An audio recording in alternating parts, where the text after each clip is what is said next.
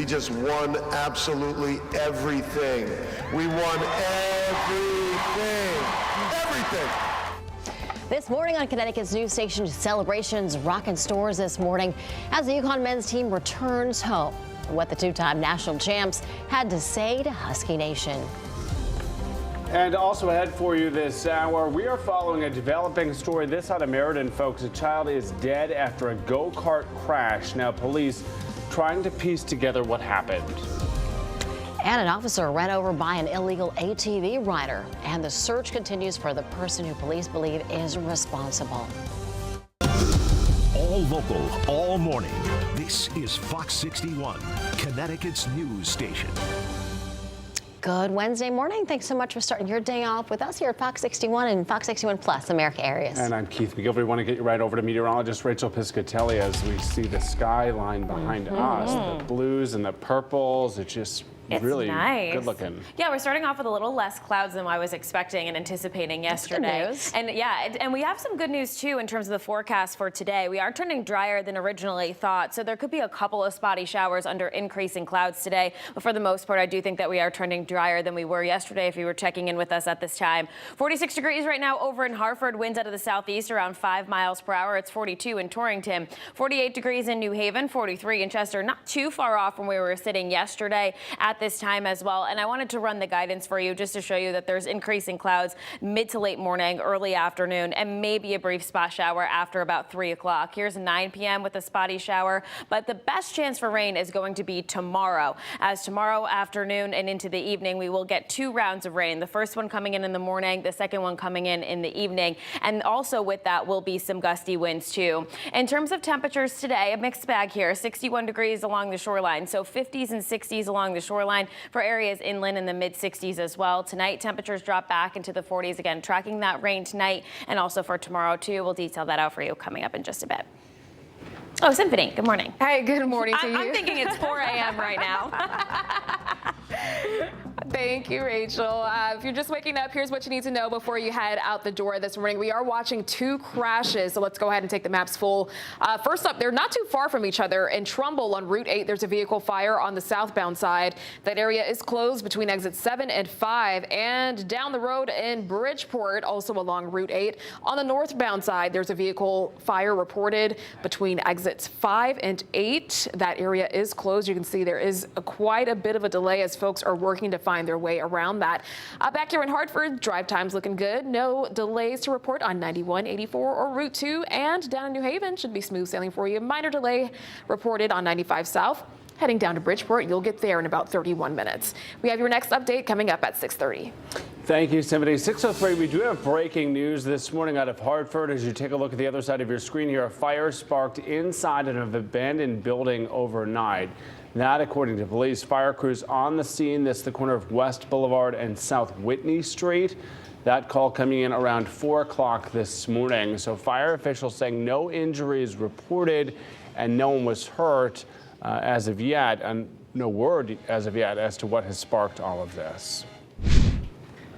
Now to a developing story out of Meriden. A 5-year-old boy is dead after a go-kart crash at a park.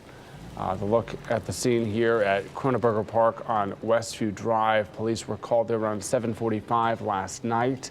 Police say the child had a severe head injury. He was taken by LifeStar to a trauma center where he died. Investigators telling us they expect to have more information about the crash later on this morning. Of course, stay with us across all of our platforms. As we learn new information here, we will bring it to you. Calls for greater accountability for illegal ATV riders after a New Haven police officer was ran over by one of those riders on Sunday afternoon. Now, this morning, police are still looking for the woman that was driving the ATV. She says she hit the officer and then took off. Police Chief Carl Jacobson says the officer was working with a brand new regional task force dedicated to cracking down on illegal riders when he witnessed it in action and then stepped in. The officer was out in the Fairhaven area looking to find some ATVs. He actually spots some. He gets out of his cruiser and attempts to stop that ATV by, as he kind of explained, grabbing the person off. The police chief says that the officer is expected to be off the street for about 9 months. Right now, lawmakers at the state capitol are looking to give officers more resources so that they can safely arrest those ATV riders and then destroy the vehicles. Michelle Tricona is expected back in a Stanford courtroom today as her lawyer tries to get her conviction thrown out. Yeah, so Draconis, as you know, is locked up awaiting sentencing after a jury found her guilty of conspiracy to commit murder in the Jennifer Dulos case. Fox 61's Brooke Griffin in studio now with why Draconis' lawyers are asking for a new trial. A lot of attention here. Brooke, good morning. And good morning to you. Absolutely, always a lot of attention on this case. Now, today, her lawyer has filed a handful of motions since this trial ended last month. On today's docket, he is asking for a new trial and an acquittal. He says Draconis is innocent and had nothing to do with Jennifer's disappearance. It's an argument he made repeatedly during her trial earlier this year. A jury convicted Draconis of conspiracy to commit murder, tampering with evidence, and hindering the prosecution, along with other crimes as well. It all stems from the disappearance of Jennifer Dulos back in May of 2019. Prosecutors said Draconis helped her boyfriend, Jennifer's estranged husband, Fotis Dulos. Fotis was charged with murder. He died by suicide after he was arrested. Jennifer's body was never found, but a judge declared her legally dead last fall. Now, Draconis' attorney is asking the judge to set aside the conviction and put Draconis on trial yet again. In a court filing, he says there is no sufficient evidence to support the guilty verdict. He raised several other arguments about the original trial, going after prosecutors for saying Draconis lied to the police and criticizing them for telling the jury the case was about the Dulos' children. Draconis is being held in the York Correctional Facility in Niantic. She was not able to post her $6 million bond. Draconis is facing up to 50 years in prison, and her sentencing is set for May 31st. We will have a reporter in the Stanford courthouse following that request for appeal, and we'll bring you updates as we have them. This isn't the only time Draconis is due in court within the next few weeks or so. She also has another hearing scheduled in connection with a contempt of court charge stemming from her trial. I'll have more on where that case stands in our next hour. Back to you. All right, Brooke, appreciate that. On a Wednesday morning, just about 6:08, a Middletown childcare worker accused of hurting a 2-year-old child is expected in court today. 47-year-old Christy Kovarsik facing risk of injury to a minor and reckless endangerment charges. Police saying she worked at the Town and Country Early Learning Center on South Main Street. When officers reviewed security cameras, they saw Kovarsik throwing a child, dropping them to the ground, and kicking them. The Department of Children and Families is also investigating the alleged incident.